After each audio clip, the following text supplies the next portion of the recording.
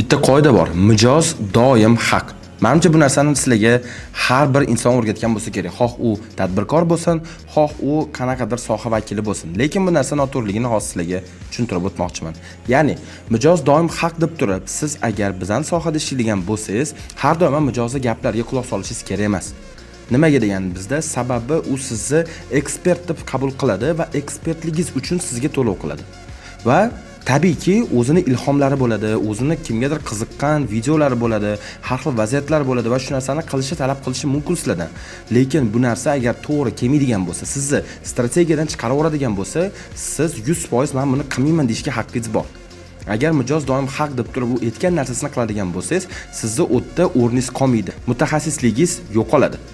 Lekin oxir-oqibat oyi oxirida yopganingizda, atchot topshirayotganingizda baribir natija sizdan so'raladi. Va u paytda siz shu narsani aytganingiz uchun qildim, asli bu narsa ishlamasdi deganingiz kech bo'ladi. Yana bilmadim. Siz bunga qanaqa fikrdasiz?